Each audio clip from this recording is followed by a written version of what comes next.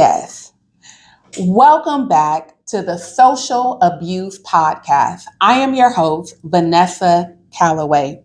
In episode 4, Dr. Jamelia said something that stayed with a lot of you. You all have emailed me, you've texted me, and she said when it comes to who she trusts on the council, who actually shows up for her, there are only two names. One of them is sitting with me today. Council member Soheila Bana has been serving Richmond through some turbulent times, and she's still there. She hasn't walked away. There's been homelessness crisis with no clean answers, and a political body. As we know, not everyone is playing for the same team, unfortunately. Today, she joins us on social abuse because this work is personal, it's political, and sometimes the abuse is hiding right inside of systems that are supposed to protect us. You all welcome Soheila Bana, Richmond City Council. Thank you so much for saying yes. How are you Thank you today? for this opportunity. I really appreciate it. And I want to say hello to everyone. And so for our listeners, Member Bana, can you share who you are? I think a lot of time your constituents see you, oh, she's on the council, it's government, it's politics, but who is Soheila Bana? Okay. I am an immigrant from Iran. I came here in 1985 because I couldn't get into school in my own country, into higher education because of political reasons. I went to school here. Started from zero, went to community college, transferred to UC Berkeley, continued until I got my PhD. My husband was a political prisoner in Iran for 6 years. Longest story short, he escaped through mountains, risked his life, eventually landed here. We have 2 children. They're grown up now. And I'm retired. My husband's retired, so I do community advocacy, and my husband is still involved in politics of the Middle East and Iran. Okay, so when you say you came here, you came to Richmond or you came to the United States? When you first came over, where did you? I see. Yes. So my sister was and still is a resident of Santa Clara County. Okay. That's where I landed. I had to spend a semester in Ohio. I lived in Findlay for a semester, went to Findlay College, and went to West Valley College in Saratoga, then transferred to UC Berkeley. Honestly, wanted to buy a house around there. You know, once you come to this area, East Bay, you fall in love, but it was very expensive. So we came further and further until we found Richmond affordable, and we landed here. Okay. Wow. I never knew your story. I think I knew you were married, but I didn't know what you just shared regarding your husband being prisoner of war. Was it that you said?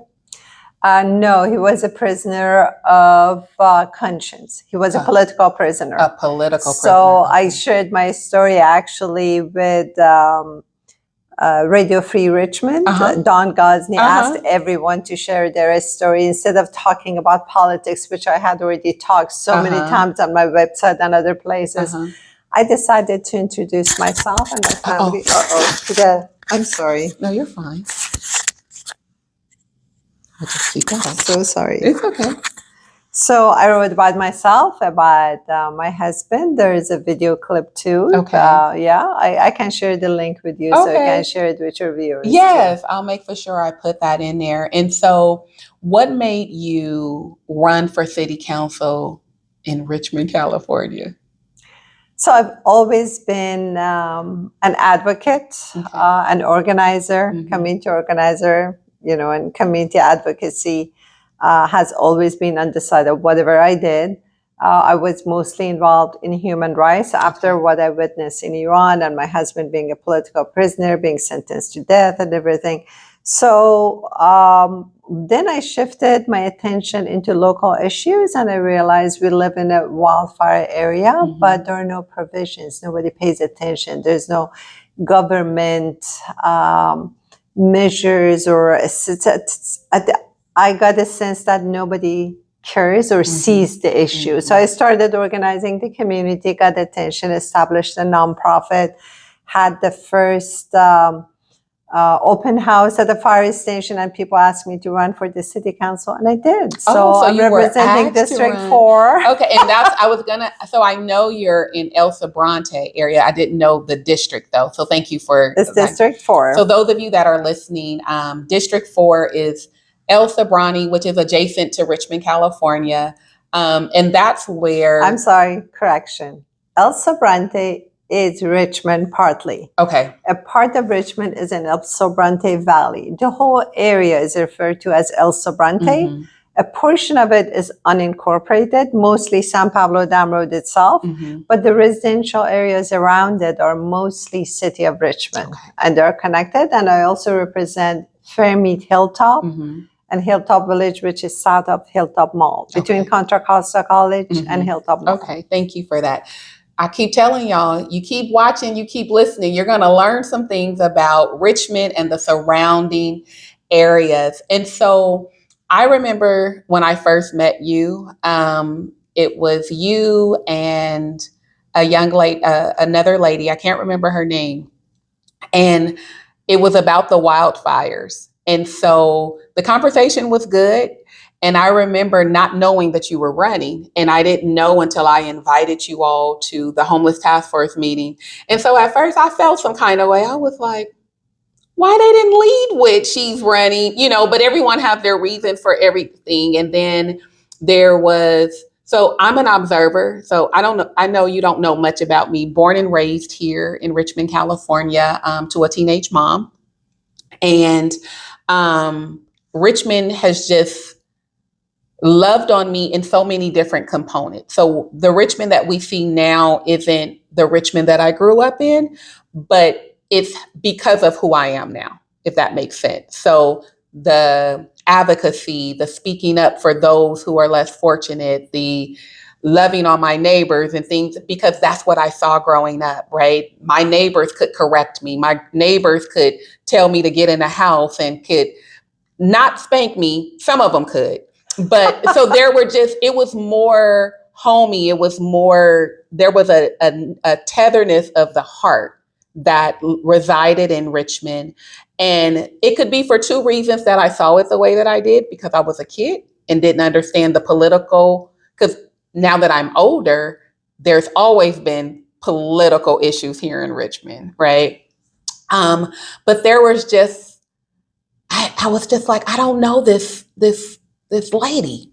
That's how I used to say about you, right? Like, I don't know her. I didn't have a bad feeling about you, but it was, who is she? Where did she come from? And of course, you know better than any of us, you only get a glimpse of who you all are coming to a city council meeting, right? Because there's issues that you all vote on, and there may be some issues that you may not want to vote on, but it may be best for the community or whatever the case, and how you choose to vote on different things. And so I still didn't know who you were.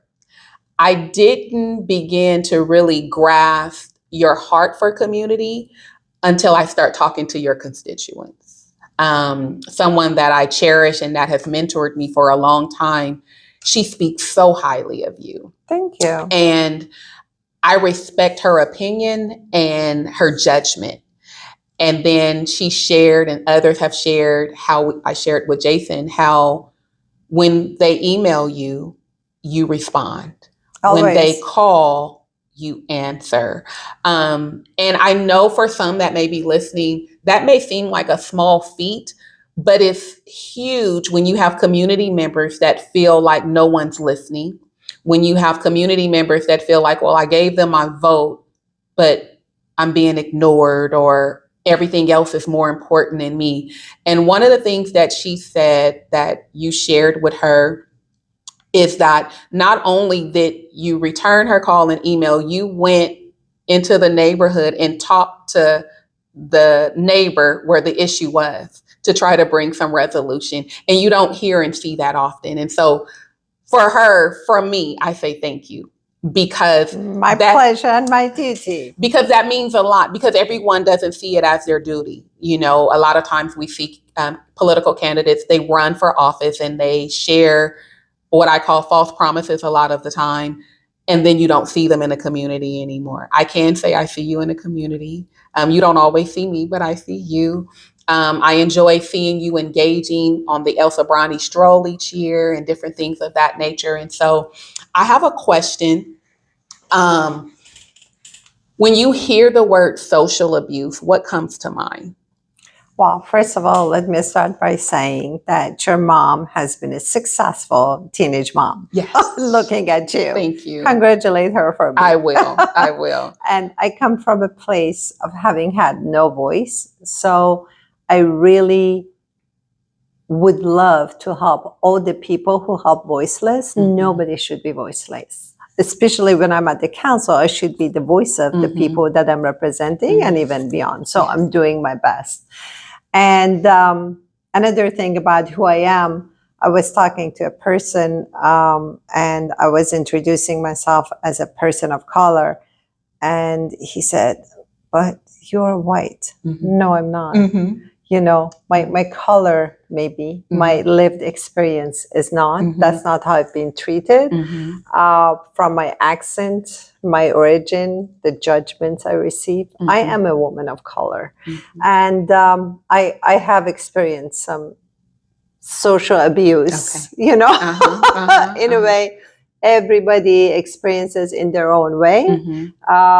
It may be different, but the fact is that we need to work towards that equity that we all are entitled to and receive that place of respect and reserved rights. So most of my life, I've been a human rights activist and advocate, and that's very important to work to preserve and protect everybody's rights. So we have individual rights, we have natural rights, social rights, and they all should be protected and nobody should abuse them.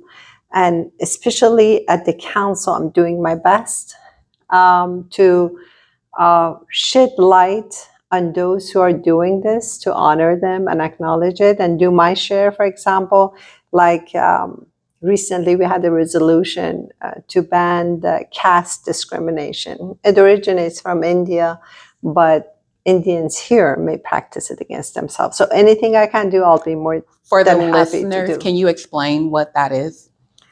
So there are different castes in India, and if you're at the lower caste, you're discriminated. And that's CAST or CASK? CASTE. TE, okay. And it's like a class system that's Okay. very rigid. Okay. You'll never leave your caste. Okay. That's how, you know, they're treated, unfortunately. And when they emigrate here, their last name shows which caste they come from, or they know, you know, each other, or the jobs they had, and the discrimination continues at workplace. They don't get promotions and everything, and that should be banned. Okay, thank you for that. And thank you for educating the listeners. And so, as you know, I had a contract with the city of Richmond. And, you know, there were some things that transpired, but we met again. We were like reintroduced. And I call it you all's field trip. When you had returned back from Texas. Yep, you came to Castro. And you were excited and you were ready to roll up your sleeves and you wanted to put into action what you had witnessed in Texas. And I had some pushback. And I still have the pushback. I think the idea is great.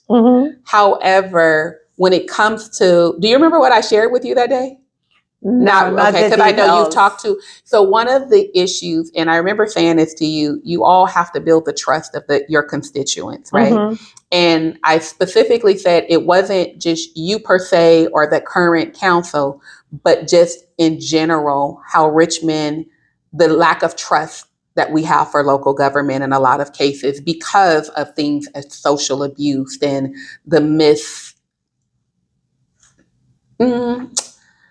the I'm gonna just say the social abuse piece of it. Just I'm gonna put it in that big box, okay? And so Texas have a different demographic than we have. And so Richmond has this not in my backyard type of syndrome, right? And I know it's not isolated to us in Richmond. And I see it on two different sides. So you have those that I feel are a little selfish and they complain about the unhoused and they complain that they're on the streets and this, that, any other, but not in my backyard, right? But then you have the other residents who are a little empathetic toward the unhoused. However, is the city going to do what they're supposed to do in holding whoever gets the contract accountable, right? And so that's been some of the conversation, even with the tiny homes that's taking place, that's underway by GRIP. It's not that it's not a great idea, but the concern is who's holding who accountable. That's a very good question. I remember at the time that you mentioned the contractor, you had complaints about them, that they were not doing the best job. I remember that, vividly. So that's a very good question. So I think one of the things that we need to pay attention to with regards to whatever project we do, it's a metric for measuring performance. I don't think we have that, especially when it comes to homelessness. The city talks about having spent $8.5 million here, $3 million there, but the outcome, first of all, the amount of time it takes to get there, and then the outcome, how do we measure it? And I've been trying to push for that. And often I'm told, instead of appreciating what you're doing, you keep questioning us, Well, that's my job at the city council. I do appreciate the work being done. But we do need a measuring stick for everything, every project. How much success? How is the performance measured? When it comes to homelessness, the state of California has spent billions. We've spent millions. Unfortunately, I don't know how much improvement we've had. You can look around, you can see the camps move around. I don't know. People come to the city council and complain. The problem is still there. The city that says we have housed people. There is no way to measure success at this point. And I pushed for it at some point. I thought I was getting somewhere. I didn't. Okay. So if you have any advice, and if your viewers have any advice, please reach out to me. I would appreciate your ideas. And I thank you for saying that. In a few episodes prior, it was discussed because I think a lot of times, I know a lot of times the constituents think you're not doing what I want you to do, and not understanding that it takes 4 votes for something to pass, right?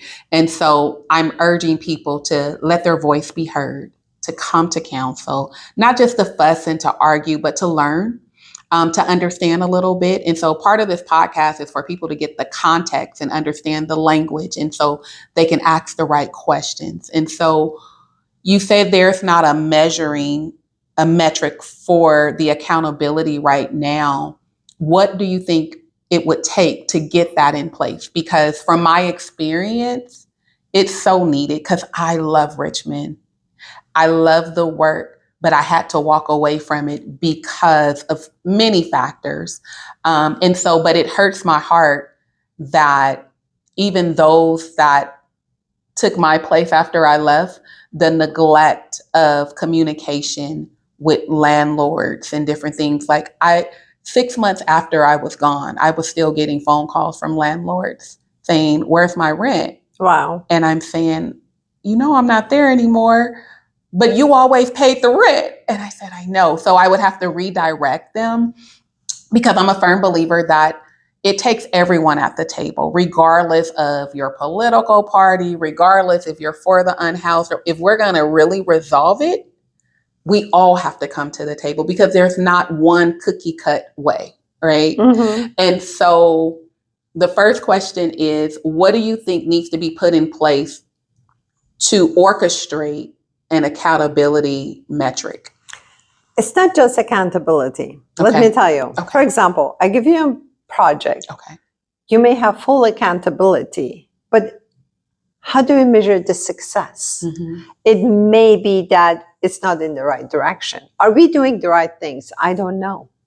Are there different things we can do to reduce homelessness? You see what I'm saying? I think we need to look at the picture holistically, come up with different solutions. For example, my idea is we need to have a navigation center for the homeless, a place they could spend their days if it's too hot or too cold, wash their clothes, keep their medications in the fridge, the basic services. We don't have that in the city of Richmond. SOS helps with showers and stuff like that.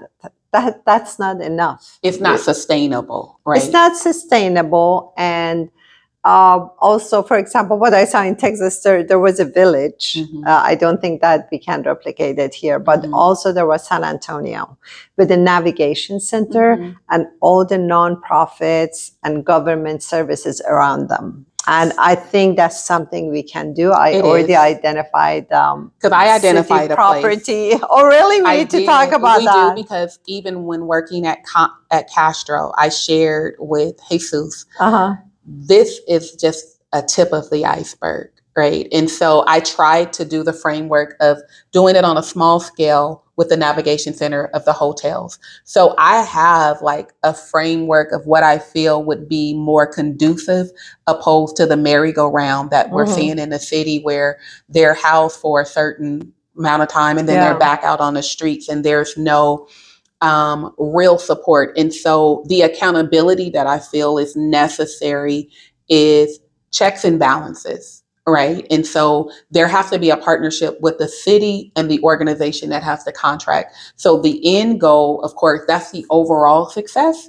But however, those milestones in between, right? And the checking in, like, I know for a fact that there are organizations that have said they do case management, but it's only on paper. They're not actually going and really checking and working with the people.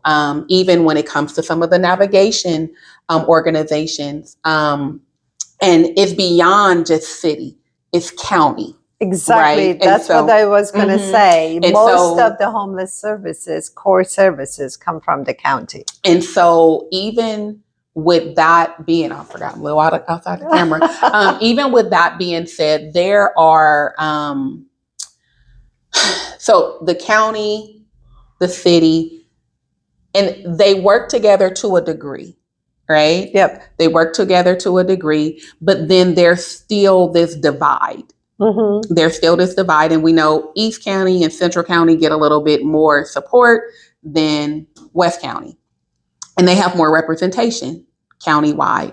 However, the accountability, if they knew, because people talk, so it's on the streets, like, well, the city ain't gonna do nothing because the city isn't doing anything, because no one is saying, well, you're not doing this, so we're gonna pull your contract, right? It's showing up and people look like they're getting better, but they're not. And so it leads to also the question of the housing first method. What are your thoughts on housing first? It derived from New York, and it's something that a lot of our grants tend to have that clause in there. But how do you feel about that method? Honestly, I think the idea is very humane, and we should, everybody should be housed despite their issues. First, let's house them, and then they can deal with addiction and other issues.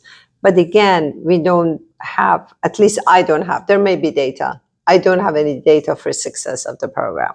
So I don't know how it was done nationally, how it was done in California, or how it was done in the city of Richmond, to be honest with you. Okay, so aside from the success of it, do you feel just, and not even as a city council member, but just as Soheila, did I say your name right? Soheila, thank you.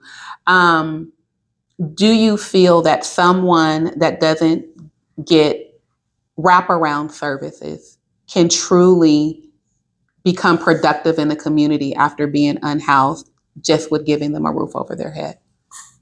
Depends on how long they've been unhoused. If they've been unhoused for 6 months or a year, maybe. But one thing I learned in Texas was that once they are unhoused for a long time, the level of trauma, most of them become unhoused because of the trauma. They cannot deal with it, they lose their houses, economically affected, or they turn into drugs or whatever.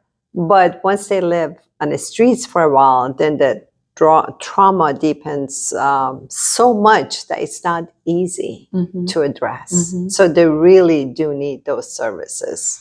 And that was one of my fights with ERF too, right? So it's like, well, no, we're following, take them from encampment, put them in a navigation center, and then offer services, full wraparound services. And random drug tests. And the drug tests didn't mean you're dismissed from the program. It just gave us a measure of who needed what help, because everyone doesn't need the same help.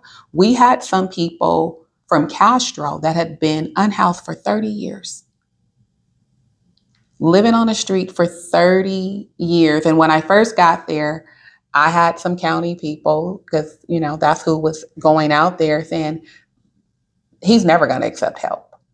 But I'm a firm believer of building relationship.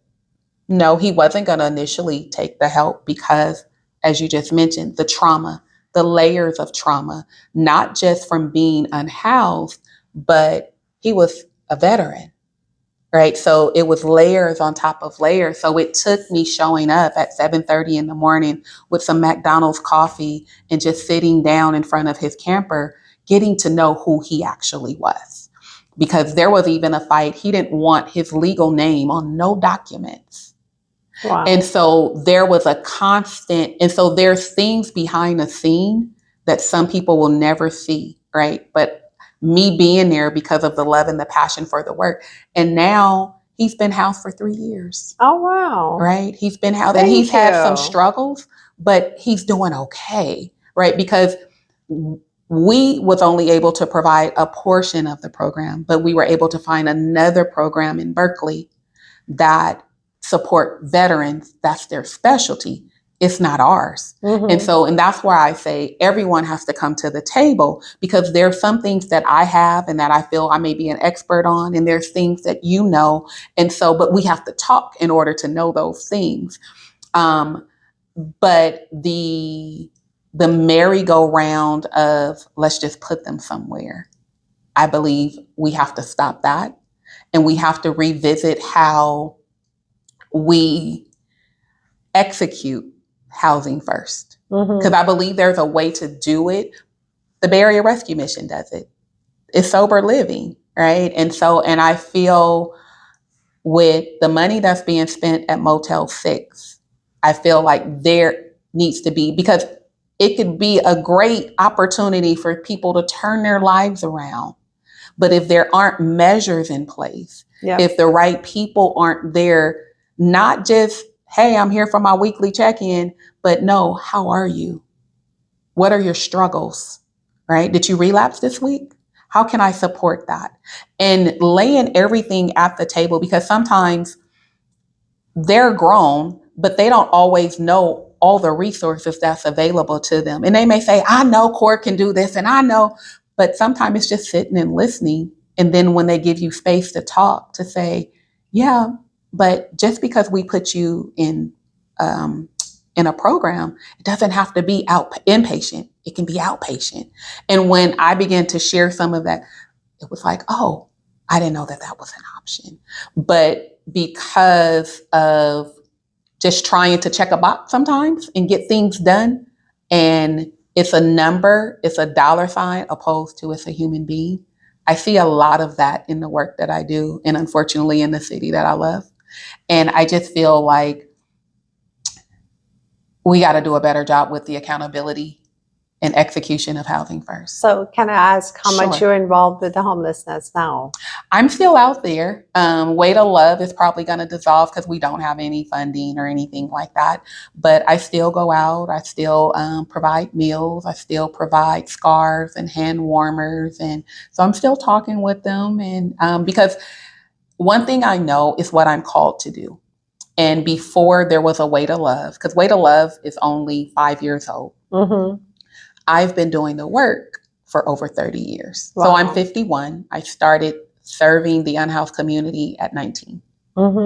And so it's just what I do. So I keep blankets and hygiene. I got toothbrushes and toothpastes in my trunk now. So when I see them, it's not just here you go, it's talking, how are you? It's being able to provide them. Have you called 211? And so that's the other thing that I learned. I learned so much in having the contract. I was heartbroken at the end, but there are things that I learned that can never be taken from me in that sense. And one of the things, when we can go back to county, no one tells us as a contractor, let alone those that they're serving, if you don't call or stay in contact with CORE every 30 days, you have to start the process all over again. Wow. That was so disheartening. And let me tell you why, because we had people that were a part of the program and we were doing our monthly stand on your feet get together. CORE would be there, the people would be there. And so you see that they're here, you're engaging, and it's like, no, that don't count. They actually have to call. So we're gonna add an extra step, and you know that they're here or you took them to. So it's those kind of things, and that's where social abuse come in at, right? There, it's like you're mishandling your power, and you're making their life harder than what it actually have to be. You're adding an extra step. And even when it comes to the accountability with county, it's not always there. And I think they have some great people working with Miss Michelle, but that's the higher up. When you come to those that are actually working the street, there's no checks and balances. So then I became the bad person. Vanessa don't want us to help the people, right? And it's no, I do want you to help the people, but you're contracted to first serve the people that's here at the navigation center. That's what your contract says, not for you to be at the barrier rescue mission. So because I was where they were supposed to be and they weren't, there's this tiff that comes about. And I respect everyone that I work with, but I feel like from city level, that's where council can probably help with what's going on now with contracts, like letting people know there has to be, if we want things to be done excellent, we say we're the city of pride and purpose, but the actions don't follow that. What's your thoughts on that? Well, what you said is very thought-provoking. I'll be thinking about it. I'm going to talk to Council Member Jamelia Brown to see what can be done about it. You bring up some good points.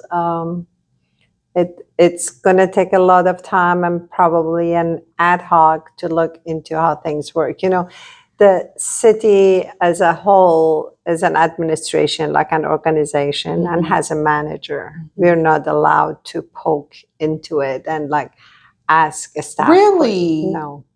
Can you say more to that? I'm just learning. Repeat that for the listeners. So I used to do it, and then the city manager told me that I don't have the right to, and I respect that. She's right. She's managing an organization. We are managing the city manager. Okay. So we have every right, the 7 council members, including the mayor, to ask the city manager questions, give directions and policy as a whole, as a city council. Okay. I, as a council member, do not have the power to ask the city manager to do something. It has to come from the entire council, right? And then I cannot go to her subordinates and ask them to do something. I have to go through the council, through the city manager. That's the proper channel and way of doing things.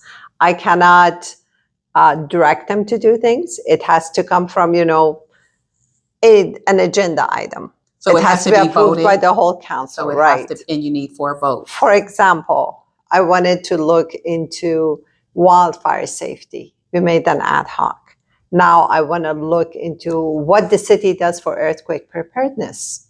Talking about the homeless and everything, in my community, it gets very hot. I'm sure here it's a little cooler. You're closer to the water. El Sobrante Valley like 10 degrees hotter. Yes. So there are elderly people without any cooling system in their homes. And I said, where can they go? The city said, ask the county. And the county said, yeah, they can go to the same homeless shelter that has air conditioning. Well, people don't feel comfortable going there, right? So we do need those cooling centers, community resiliency centers. Long story short, I had to ask the mayor for an ad hoc committee. He verbally approved it. Then at the last meeting, the city manager told me it has to be written in an agenda item, officially passed. So I hope it comes at the next city council meeting, that we can have an ad hoc committee on earthquake preparedness for the city, so we can go and talk, for example, to Office of Emergency Services and ask them, what do you have in place? Can you, for the listeners, everyone may not know what ad hoc mean. Can you? Ad hoc is a temporary committee. So we decide to form something that lasts for 2 months or maximum a year or 18 months. Okay. It comes and it's not a standing committee. Okay. It's not a permanent committee. So I know fire safety is your passion. Public safety. Public safety. Public safety includes traffic safety, gun violence, homelessness, wildfire, earthquake, everything related to public safety, because public safety doesn't know any politics. Whether you're on the right or on the left or at the center of the politics, you care about public safety, right? Right. So we need to do a better job. Our city has a refinery, pipelines under the city with gas, has hazardous material. We are sitting on top of Hayward Fault. We have wildfire area, you name it. Richmond has it, unfortunately. Yes. So are we prepared for that? No, we're not, unfortunately, and that can be scary. And so I know public safety, but fire has been attached to you, right? Fire safety. I started with wildfire because I live in a wildfire area, and nobody has done anything. When I started, we were not prepared at all. I mean, Public Works didn't know anything about it. Fire department knew something, but now, since I started the West Contra Costa Fire Safe Council, we've had 3 evacuation drills. Okay. And the city is getting more prepared. The public are getting more aware. Congratulations. Thank you. We have also, it's not just wildfire, it's also fire. So we have open houses at fire stations. Okay. We had 2 at fire station 63. We had 1 at fire station 68. Okay. Next year, I don't know where it's going to be. The fire chief decides. Okay. Also, traffic safety is important. Anything related to public safety. Okay. So we're going to come to a close in a moment, but as it stands with Richmond and homelessness right now, what would be your ideal goal, just say in the next 3 years, for the unhoused population in Richmond? With regards to the homeless, what they do often, they go to the places that are most vegetated, so they're not visible. When I was in Texas, I learned that, usually people think they may be scared of homeless people. Over there, I learned the homeless are scared of regular people because they abuse them, unfortunately, sometimes. So what they do, they tend to go to remote places that are not visible and camp there. And all those vegetations usually are in wildfire areas, may cause fire. So one of the things I've already done was to work with the county to make sure, and they have a protocol now, the city and the county. If they're encampments in wildfire areas, they have to be removed quickly. Why? Because they may start a fire. Because of the location, the fire engines cannot get to them easily. Their lives are in danger, and the area around them are in danger, wildfire area. So that's one thing I've done already. But for the rest of the area, I've been working for the past 1.5 years with some community volunteers, a couple of architects, and a philanthropist to come up with a model of tiny homes for El Sobrante, a sort of village. We'll see how it goes. I'll continue working on that. But in terms of addressing the homelessness, I'll be focusing on having a navigation center for the homeless. I think that's very important because in addition to providing services to them, it's something that they need. Many of them need medications, but they cannot, keep their medications. So services like refrigerator and washer, laundry services and stuff like that, we need to have a count of them, how we service them, and, to sort of have data, statistics about them. That will be helpful. It's a long range thing. I don't expect to accomplish it within 3 years, honestly, within 3 or 4 years. But I hope I can plant the seed, talking to my council members. And I hope, despite differences and different flavors of politics in the city of Richmond, as I said, public safety is something that we can all collaborate and cooperate. And I really do not appreciate all the political polarization in the city of Richmond. So much negativity. I hope we can pass beyond that and work together, especially on the issue of homelessness. Okay. And so do you see us having any more shelters? So as you know, and maybe you don't know, our shelters have been at 110 capacity for the last 3 years, right? Yeah, Bay Area Rescue Mission recently reached out to us and asked, for permission from a permit from the city to build more. I see that they're doing work, and it's amazing. Yes. I haven't seen that kind of work done since they expanded the women part, and so I've been helping them, but I don't know how else we can do it. The city administration, as you see, the city manager says their hands are full, but we do need more. I agree. I hope the county can come to help us. That was going to be my question. When it comes to the county and the city working together, is that something that the city manager has to take on, or who's responsible for the checks and balances and the collaboration between the city and the council and the county? The regular administrative things, they work together already. But in terms of collaboration and new ideas, Gail McLaughlin and myself from the city used to meet with John Joya to find a place for the homeless where they can either park their cars or have a tent or build the warehouse things quickly to house them, something.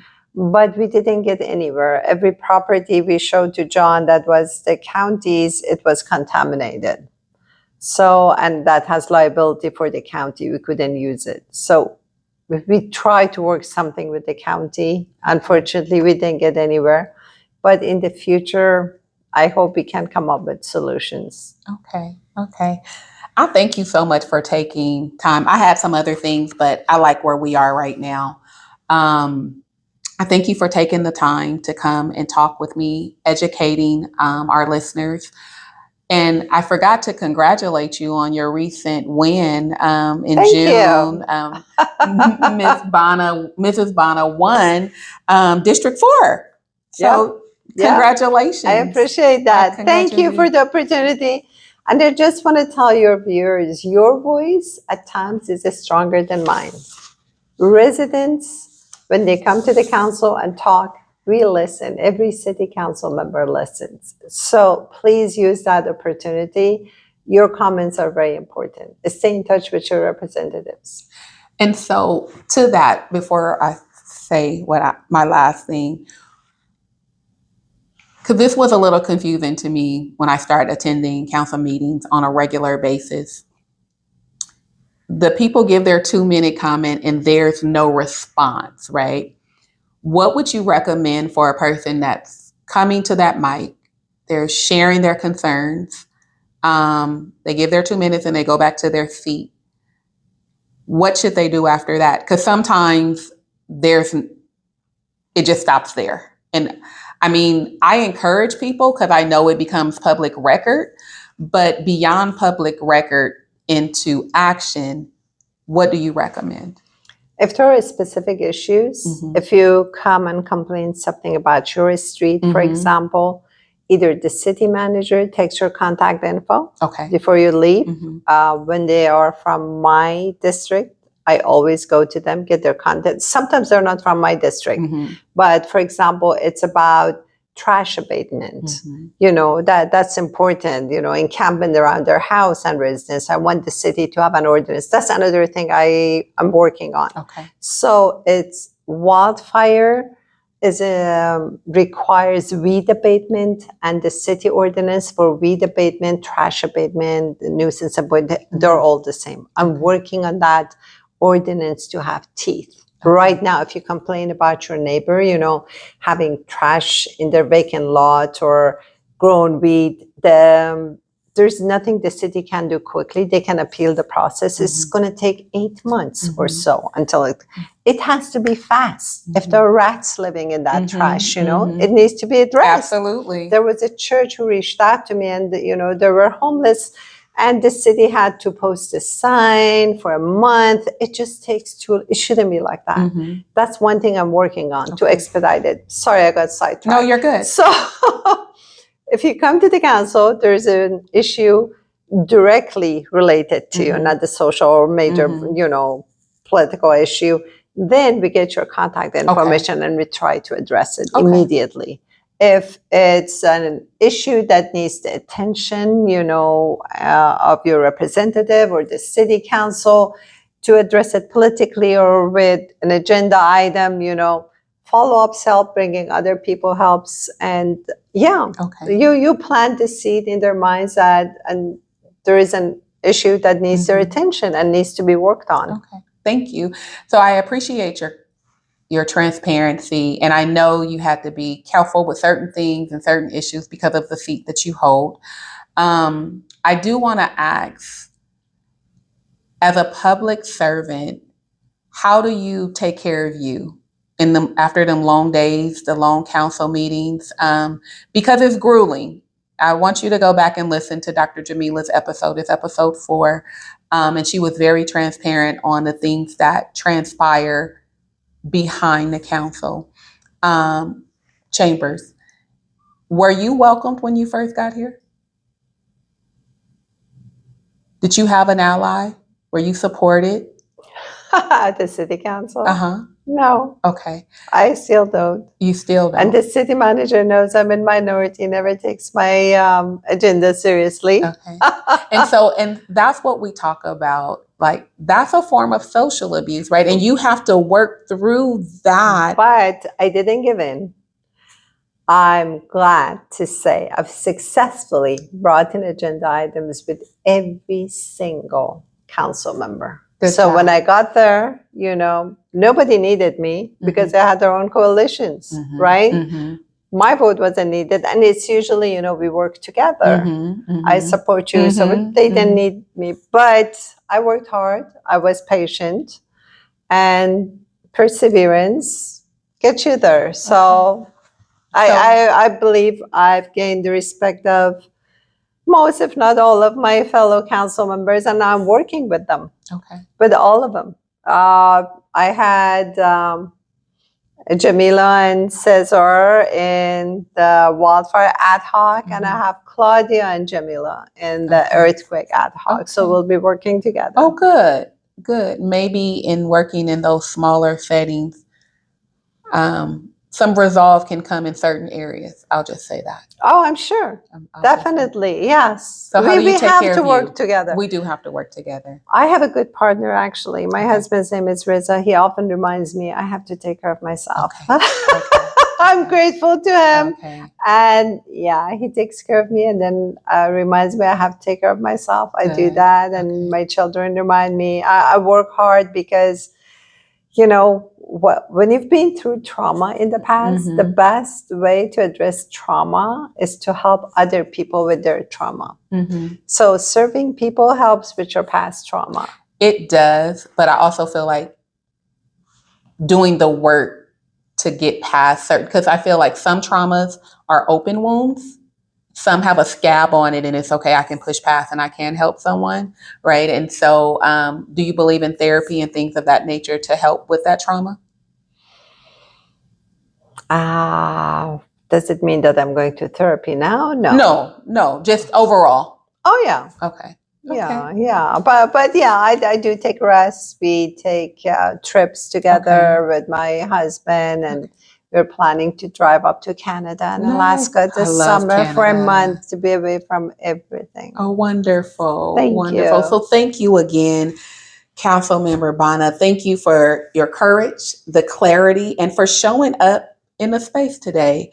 As we know that you work hard and you have different seats at the table with different people. I thank you for not giving up. Again, I was side eyeing you at first. I wasn't sure about you, but I'm happy that to know that you are for the people. I'm happy to have learned a little bit more about you and your story. Um, and I think I want to get your husband on here to talk a little bit more about the political prisoner piece. I'll be I happy think to. that would be something to know. But to our listeners, this is what community care looks like in practice. Coming to the table, having the conversations, having the hard conversations sometimes, right? When she was like, what are we talking about? Right. It's not always glamorous, right? But it costs something. Public servants, it costs something. And it starts with people who refuse to look away. So as you heard from Council Member Bana, not everything was easy when she came in, but she didn't give up. She persevered. And so you've been listening to the Social Abuse Podcast. Ask the right questions, get involved in your community, and remember the light has to be shed in order for it to be diminished. Until next time, I'm your host, Vanessa A. Calloway, and this has been Social Abuse. Thank you. Thank you so much.